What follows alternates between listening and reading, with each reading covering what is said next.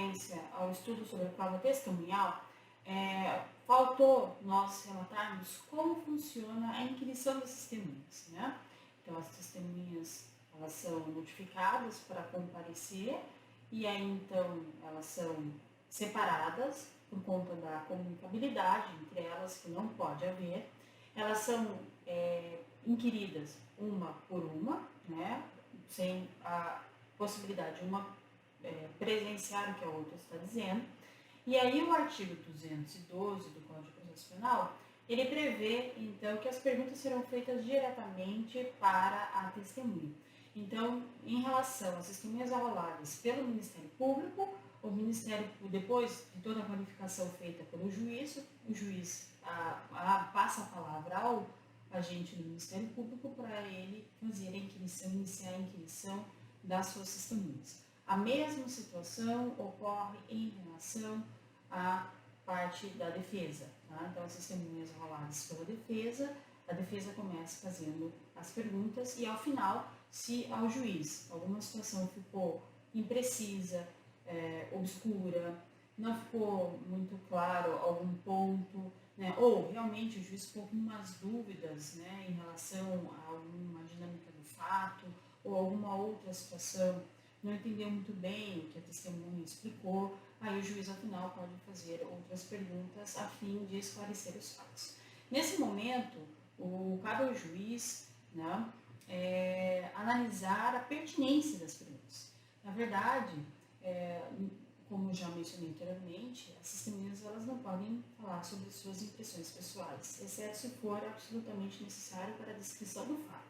Né? Se isso não ocorre, né, se não é uma situação essencial à descrição do fato, o juiz ele tem que realmente evitar as perguntas necessárias, impertinentes, protelatórias, ou que tragam até um desconforto, né, para aquela testemunha nas respostas. Né? A gente não pode ter uma indução de testemunha, né? Então o juiz tem que também cuidar para que tanto o Ministério Público quanto a defesa, né, o Ministério Público, a ação, né, o autor da ação penal, como também a defesa, não induzam, né, as respostas que serão realizadas pela testemunha. Tá? Então, essa é uma outra situação que a gente precisava também abordar. Bom, agora nós vamos trabalhar com o local da colheita do testemunho e vamos falar sobre as cartas precatórias e sobre as cartas rogatórias, né, que também é um outro ponto que a gente tem que trabalhar, porque nem sempre as testemunhas arroladas, elas residem no juízo da comarca onde tramita o processo. De repente, elas residem em outro local e a gente não tem como obrigar essas testemunhas a se deslocarem até a comarca, né, onde tramita o processo, para que elas possam ser ouvidas. Então, por isso, nós temos a possibilidade da colheita dessa prova testemunhal ser feita por um outro juízo, né, que é o juízo deprecado. Então, quem expede a carta precatória é o juízo deprecante e aonde vai ser realizado o ato é chamado de juízo deprecado. Tá? Então, de regra, o local que a testemunha deve ser ouvido é na sede do juízo. Até porque nós temos o princípio da identidade física do juiz, né, previsto no artigo 399 do Código de Processo Penal, onde o juiz que realizar a discussão é o juiz que deverá ser o prolator da sentença, né, da decisão final naquele determinado processo. Né? Então, por conta dessa situação, realmente é extremamente interessante que o juiz colhe diretamente a prova, que ele tenha contato direto na colheita dessa prova testemunhal, para ele, né, ter a percepção, né, de ver como se comporta a testemunha, de como que ela relata os fatos, das emoções que essa testemunha vai transparecer no momento do seu depoimento e assim sucessivamente, né, ter um contato pessoal. A carta precatória ela existe, tanto a carta precatória como a carta rogatória, elas existem como uma forma de exceção. Então, se for possível, é melhor que seja feito diretamente. Mas se a testemunha não exige nem na comarca, nem no país onde tramita o processo, obviamente, então será feito por essas situações. Tá? Então, ela vai ser notificada. A notificação desta testemunha se dá via oficial de justiça.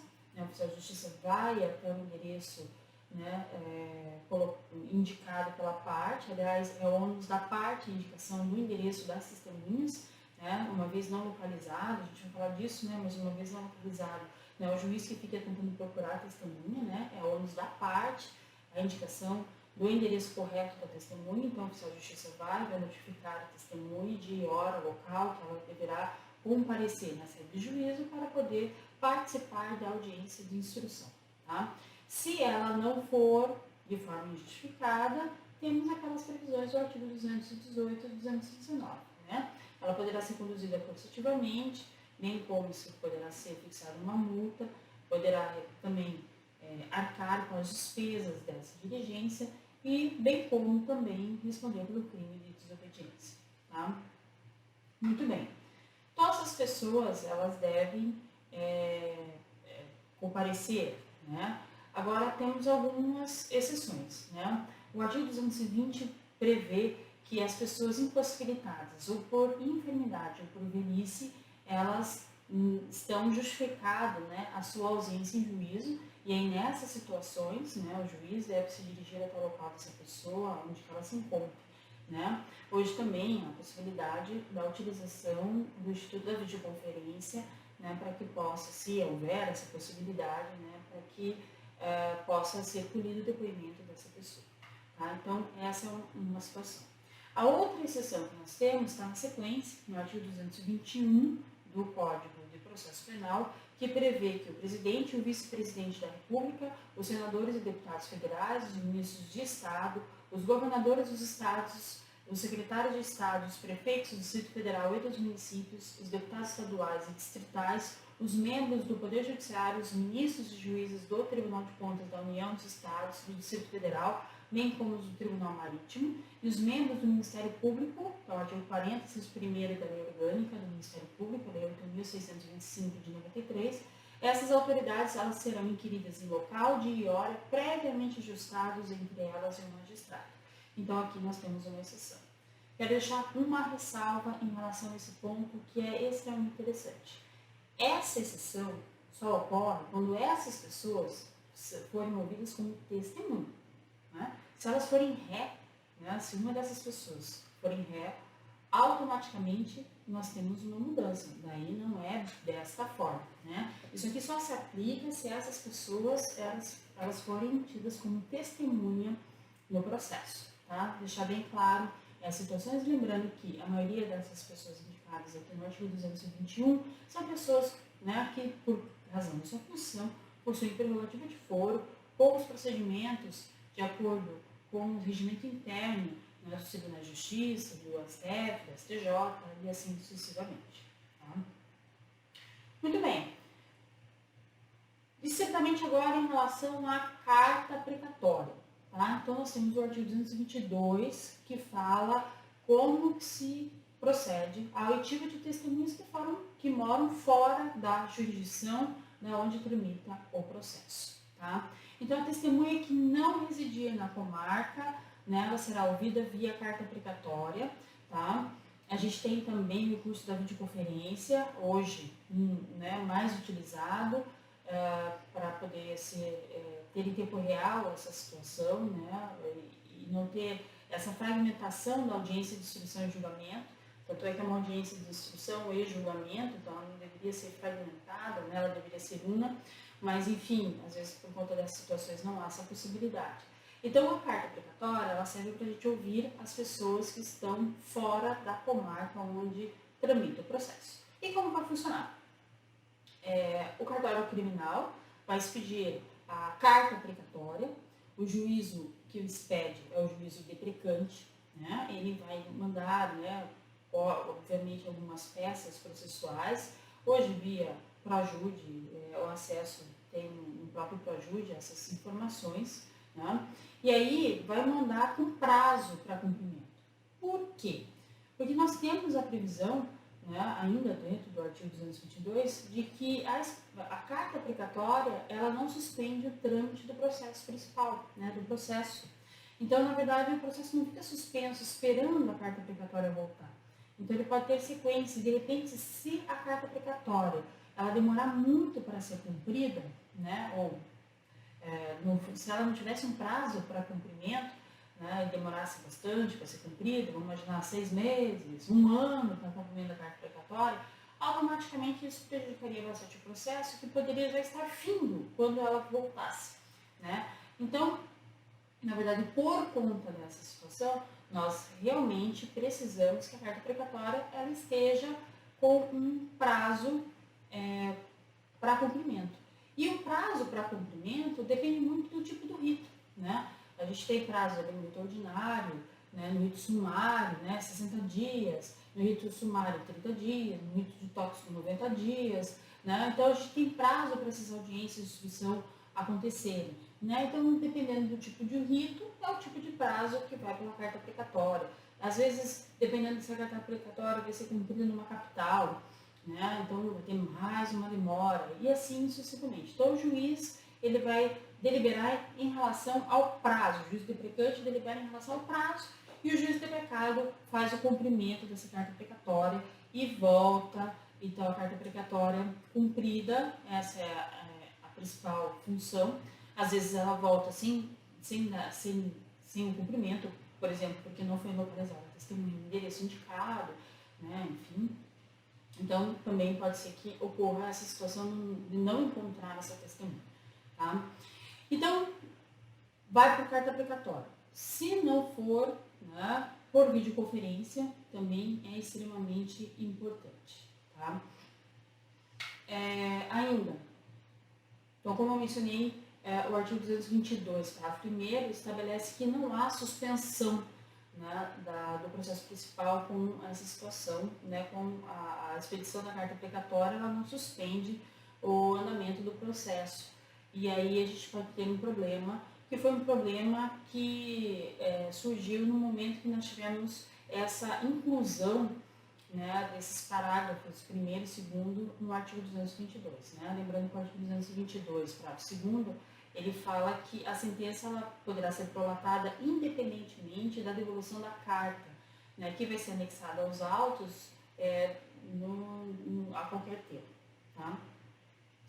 O problema se dá na questão de uma inversão de oitiva de testemunhas. Né? Nós temos lá o artigo 400 do Código de Processo Penal, que a título só de exemplo, né? Que estabelece, nós temos uma ordem para a oitiva de pessoas numa audiência, né? Temos a vítima, testemunho de acusação, testemunho de defesa, nós temos assistentes, técnicos, enfim, peritos que sejam arrolados também para serem ouvidos e, posteriormente, por último ato, o interrogatório do réu. Né? Se, de repente, nós temos a expedição de uma carta precatória, por exemplo, para a oitiva de testemunho de acusação, e, de repente, na audiência, né, a audiência é marcada e ainda essa carta precatória não tenha sido devolvida. O juiz vai ouvir essa testemunha de acusação, vai ouvir essa testemunha de defesa, de repente até já pode interrogar o réu. Né, porque, pela previsão 222, que é a primeiro, não há suspensão do processo. Então, o juiz pode marcar a audiência e pode ter o seguimento em relação a isso. A pergunta que se faz é, há prejuízo para a defesa se nós tivermos uma inversão de oitiva de testemunhas? Né? Então, na verdade, a doutrina, né, debate muito sobre essa situação, né, principalmente se seria uma nulidade absoluta, se seria uma nulidade relativa. Lembrando que no caso de nulidade relativa, a gente tem que fazer a prova do prejuízo, então a parte que é alegada faz a prova do prejuízo, né, e se tem essa discussão. Então, muito se discutiu sobre a inconstitucionalidade do parágrafo 1º do artigo 222, né, o que já segue pacificado de que é constitucional, o STF se manifestou nesse sentido, e então nós temos a utilização, a possibilidade da utilização disso. Né? Então, o que alguns juízes fazem? Alguns juízes às vezes fazem o seguinte, não interrogam, esperam o retorno da carta precatória, né, mesmo com a inversão de testemunho, e não interrogam. Tá? E tem uns que interrogam quando, né, vem a carta precatória, né, quando ela é devolvida, junto aos autos, na situação que os autos se encontram. Tá? Então, aí vai muito do doutrinador que vocês seguirem. Né? A minha opinião é que há realmente um prejuízo, sim, e esse prejuízo, ele deve ser provado, né? Então, ao meu ver, é caso de nulidade relativa com a situação da necessidade da prova do prejuízo. Tá? Por quê? Porque de repente é só, por exemplo, essa testemunha de acusação, ela é aquela testemunha que vai dizer o que ouviu dizer, né? Então não é uma testemunha ocular. Então tudo depende muito da situação que o processo se encontra, né? É uma testemunha ocular, é uma testemunha que vai falar dos fatos, que fez o reconhecimento do réu na fase de inquérito. Então é uma testemunha importante. Eu não posso inverter essa ordem, porque ela vai ser ouvida quando o réu já foi interrogado e ele não vai ter a possibilidade de se manifestar em relação a isso. Então, nesses casos, né, há um ferimento, sim, do princípio da ampla defesa, né, e automaticamente há uma nulidade absoluta. Agora, dependendo da situação, faz a prova do prejuízo. Né? Então, ao meu ver, tem que ser analisado a função dessa testemunha dentro do processo, tá? Para a gente estabelecer se é uma nulidade absoluta ou uma nulidade relativa. Tá? Em relação à expedição da carta precatória, tá? Ao juiz incumbe intimar as partes somente da expedição da carta precatória. Ó, a carta precatória foi expedida para ser cumprida em Curitiba, né? E que o juiz de precado não tem a obrigatoriedade de intimar as partes do dia do cumprimento do ato, por exemplo, no juízo de precado em Curitiba. Tá? Isso nós temos súmulas, tá? Nós temos a súmula 155 do STF, que menciona o seguinte: é relativa à nulidade do processo criminal por falta de intimação da expedição de precatória para inquirição de testemunha. E nós temos também a súmula 273 do STJ, que determina o seguinte: intimar a defesa da expedição da carta precatória torna-se desnecessária a intimação da data da audiência no juízo de precado. Tá? O juízo de precados tem, por maioria, também a intimação das partes do ato de precado. Tá? Mas se não houver, é da parte a fazer o acompanhamento dessa carta precatória para saber quando será realizado o ato de precado, né? Quando será ouvida essa testemunha fora da sede do juízo. Tá? Agora, nós temos a situação de como fica a participação do réu. Né? O réu é obrigado a estar presente nas audiências de carta precatória. Né? Então, a gente já sabe que o réu ele nem é obrigado a estar no seu próprio interrogatório. Né? Porque o réu não é obrigado a estar no tribunal do júri no dia do seu julgamento. Né? Mas a gente tem, né, então, essa é uma pergunta, né? O STF também já se posicionou em relação a isso, né?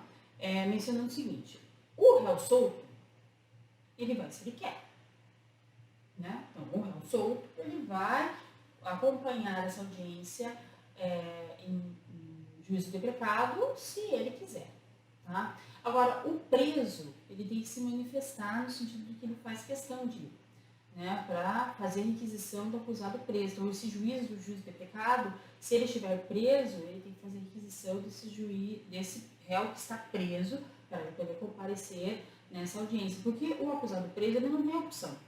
Né? Então, vamos melhorar a situação. Né? Não é que ele não tem opção. Como ele está preso, né, ele não pode, não tem a faculdade de ir ou não ir. Ele está preso, ele não vai. Né? Então, ele só irá se houver a requisição para que ele vá. Né? Ele pode só também se manifestar dizendo que ele não tem interesse em ir. Então, ele não é recambiado para fazer o acompanhamento dessa audiência. Tá? Então, mas assim, o preso ele tem que ser informado de que, né, vai ter audiência, né, e se ele se manifestar, se ele tem interesse em estar presente ou não. Tá? Lembrando, né, a gente já falou de interrogatório, né? E que nós já falamos que a ampla defesa, né, do réu, o direito de defesa do réu, ele tem dois viés, né? A audiência, ele tem o direito de audiência, né, o direito de defesa pessoal, né? Então, o direito de acompanhar todas as audiências. Então, se eu tenho uma audiência que é por carta precatória, ele também tem o direito de acompanhamento. Se ele é solto, ele tem a faculdade de ir ou não ir. Mas se ele está preso, ele não pode ir, né? Exceto se ele se manifestar no sentido de que ele quer ir, ele faz questão de ir e ele ser recambiado para poder ir.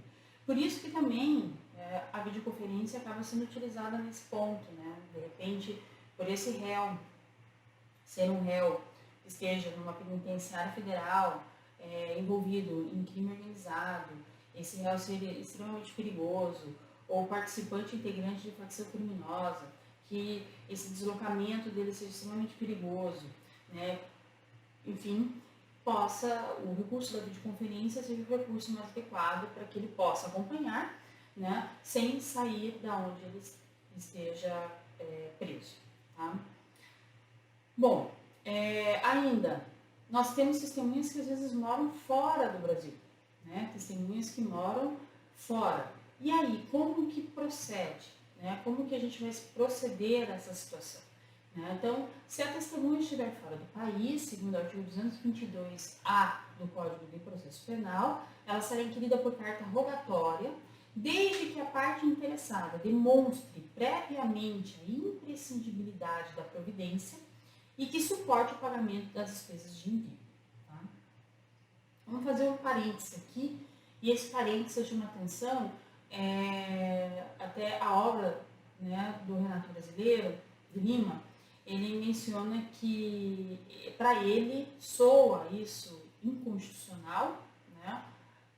A parte tem que demonstrar a imprescindibilidade da providência, né? Se ela, né, então, segundo ele, se ela rolou aquela testemunha, porque aquela testemunha é importante, né, que ela não deveria ser obrigada, né, a provar a imprescindibilidade dessa providência.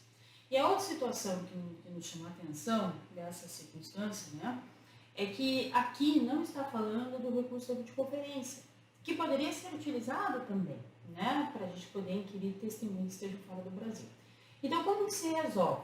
Uma forma da gente resolver é através da Convenção de Palermo, né, a Convenção das Nações Unidas contra o Crime Organizado Transnacional, que foi incluído no nosso ordenamento jurídico através do Decreto 5.015 de 2004, no seu artigo 18, parágrafo 18, menciona a possibilidade da utilização de videoconferência quando os Estados partes, né, tiverem esse interesse, também, obviamente, se for um rol de crimes que a Convenção de Palermo pode ser utilizada, né? Se tiver essa situação, pode ser utilizada por videoconferência. Então, uma saída para a gente resolver essa situação seria a utilização também da videoconferência através da Convenção de Palermo.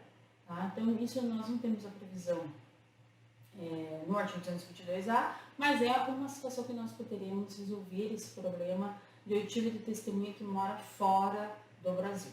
Tá? Muito bem.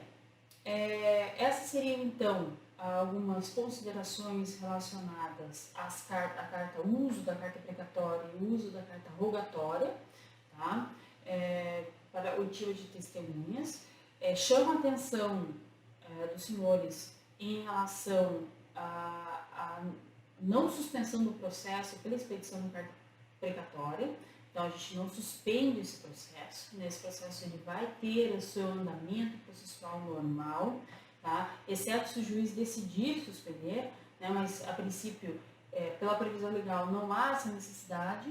Então, pode ter essa situação. E lá na audiência de instrução e julgamento, se essa carta precatória não tenha sido devolvida, cumprida, podemos ter até uma inversão de ordem de testemunha, trazendo prejuízo ao processo. Isso não fala só prejuízo ao réu, o que é o que mais acontece, mas podemos ter prejuízo também à questão do acusado, né? do órgão acusador também em relação a isso. Né? Então, aqui vai ferir o princípio do contraditório. Tá? Então, a gente tem que sempre levar em consideração isso. Essa é uma situação que é muito solicitada em exame de ordem, a questão de se essa inversão de oitiva de testemunhas geraria alguma nulidade. Né? Então, de uma forma majoritária, se tem entendido que a nulidade seria uma nulidade relativa, com a necessidade da prova do prejuízo pela parte que alega essa nulidade. Né? Então, a prova vai ter que fazer a prova disso. Tá? E isso vai ser levantado pelo juiz na sentença. Né? Porque, de regra, vamos manifestar logo após a distribuição, que são as avaliações finais, e aí eu posso, o juiz vai elencar isso na sentença. Tá? Para alguns doutrinadores, e parte minoritária, nós teríamos ferimento ao princípio do contraditório para a defesa, e aí então nós teríamos então uma nulidade absoluta. Né? Então chama a atenção dos senhores em relação a esse ponto, tá? E encerro então essa parte de carta precatória e parte de carta rogatória por aqui.